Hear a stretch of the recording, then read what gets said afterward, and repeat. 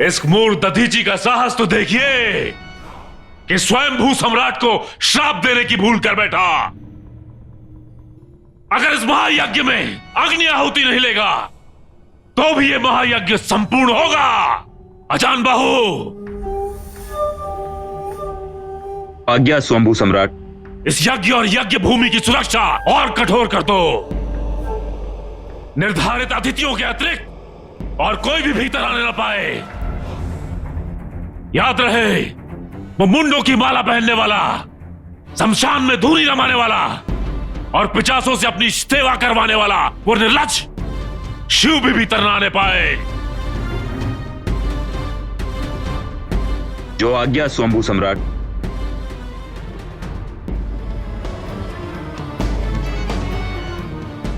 यज्ञ भूमि श्रापित हो चुकी है ऋषिवर, अब यहां रहना उचित नहीं है।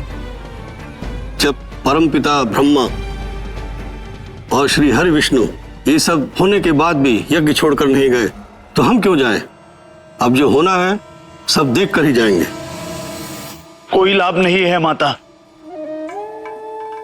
हमें महादेव ने यहां पर आपके सम्मान की रक्षा करने का काम सौंपा था, परंतु यहां पर आपका सिर्फ अपमान ही अपमान हो रहा है माता।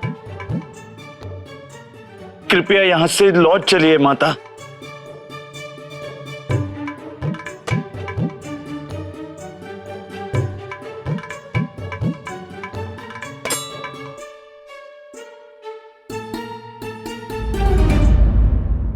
काकाश्री। राजकुमारी आप यहाँ? कृपया मुझे भीतर जाने की आज्ञा दीजिए। आज्ञा कैसे दे दूं पुत्री? बीती रात ही स्वयंभू सम्राट ने मुझसे कहा था। सेनापति अजान बाहु, कल प्रातः से प्रारंभ होने वाले महायज्ञ में वो शमशान निवासी भूत प्रेत और पिशाचों का देवता शिव और उसका कोई भी गण हर पुत्रियों के नाम पे कलंक सती प्रवेश न करने पाए। उनमें से किसी ने प्रवेश किया तो उनसे पहले तुम अपने जीवन से हाथ धो बैठोगे। जो आज्ञा स्वयंभू सम्राट। सेनापति जी, आपके आगे हाथ जोड़ती हूँ, कृपया मुझे भीतर जाने की आज्ञा दीजिए। मैं महादेव और पिताश्री के मध्य में जो बैर है उसे समाप्त करना चाहती हूँ। नहीं पुत्री, तुम हाथ मत जोड़ो। पुत्रियों के हाथ जोड़ने से कलंक लगता है।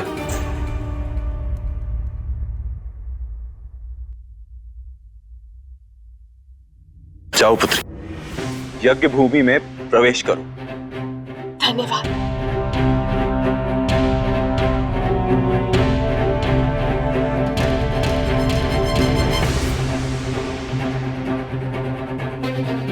ये आपने क्या किया सेनापति? स्वयंभू सम्राट प्रजापति दक्ष आपको कभी क्षमा नहीं करेंगे। वध कर देंगे ना मेरा? स्वीकार है, मुझे मेरी मृत्यु स्वीकार है, क्योंकि आज मैंने उसे प्रसन्न किया है जिसकी ममता से सारा संसार प्रसन्न होता है। महायज्ञ में जितने भी विघ्न और बाधाएं आनी थी वो समाप्त हुई।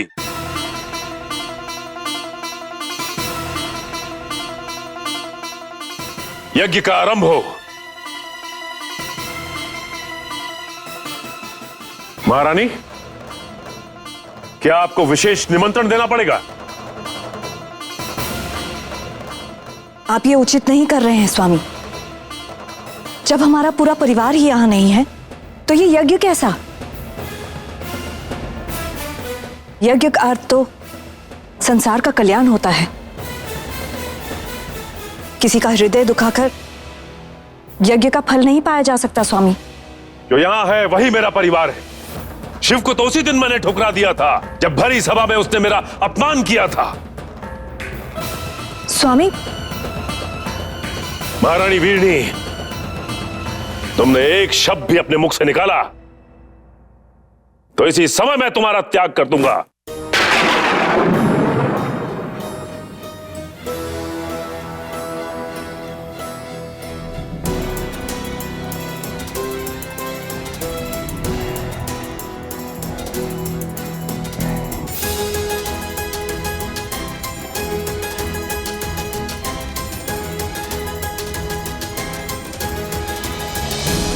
यज्ञ आरंभ हो।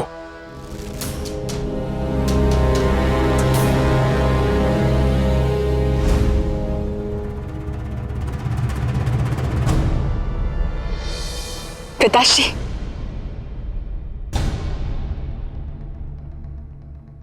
मैं आ गई पिताश्री।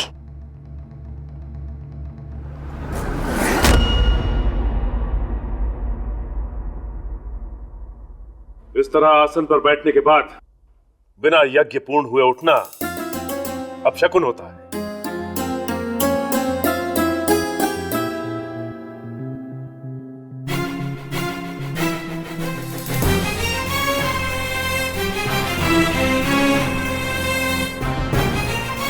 पुत्री लक्ष्मी स्वरूपा होती है, उसका अपमान ही अपशकुन, अपयश और अशुभ होता है। वो बिना निमंत्रण के हमारी पुत्री आपकी रक्षा के लिए यहाँ आई है। हम तो आपसे भी यही कहेंगे कि उठकर उसका स्वागत कीजिए।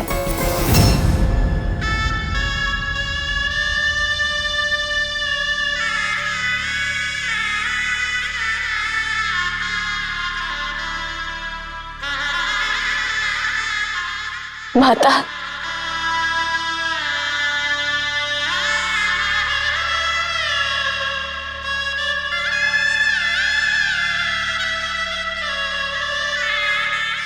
क्रोध त्याग दीजिए पिताश्री।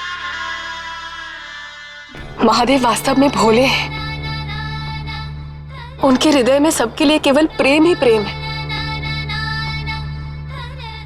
सब कुछ भुलाकर उन्हें गले लगा लीजिए, उनका आह्वान कीजिए।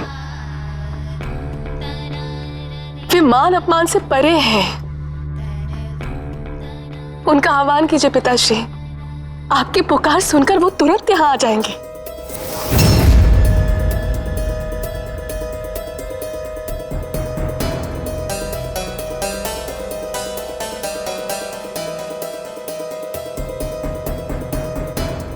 कौन महादेव और तू कौन? तेरे जैसी मेरी एक पुत्री थी, परंतु बहुत समय पहले मैंने उसका त्याग कर दिया।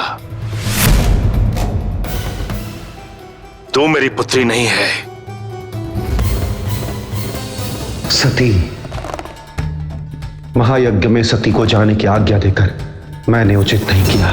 मैं आपकी पुत्री ना सही, पर आप मेरे पिताश्री हैं।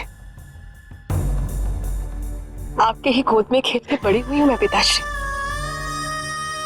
पिताश्री, वे देवों के देव महादेव हैं। उनसे शत्रुता मत मोल लीजिए। मैं आपका अहित होते नहीं दे सकती। यही कारण है कि बिना निमंत्रण के मैं यहां आई, ताकि वंश और परिवार में जो गर्वाहट है उसका अंत हो सके। महादेव कभी अपने मन में कोई भी पाप, दुष्कर्म नहीं रखते हैं पिताश्री। एक बार हृदय से उन्हें पुकार के तो देखिए, वो यहाँ तुरंत आ जाएंगे और सब कुछ शुभ होगा पिताश्री। पुत्र दक्ष, भगवती सती का परामर्श स्वीकार कर लो। उसी में तुम्हारा और तुम्हारे परिवार का कल्याण है। महादेव का आह्वान हो, महादेव का आह्वान हो। नहीं, वो पिशाचों का देवता यहां नहीं आएगा। बहुत ही रमा के बैठने वाले का यहां क्या काम? उसने भरी सभा में मेरा अपमान किया था। मैं भी उसे कलंकित करूंगा और इस यज्ञ के फलस्वरूप मैं उसे मोक्ष प्रदान करूंगा। यही मेरा संकल्प है और यही मेरी मनोकामना। शांत हो जाइए पिताश्री। कृपया करके रुद्र के रौद्र को जगाने का पाप ना करें, ना आह्वान करें। मैं भी लौट जाती हूँ पिताश्री, परंतु कृपा करके उनके नाम का यज्ञ भाग निकाल दे, उनके नाम की आहुतियां दे दे पिताश्री।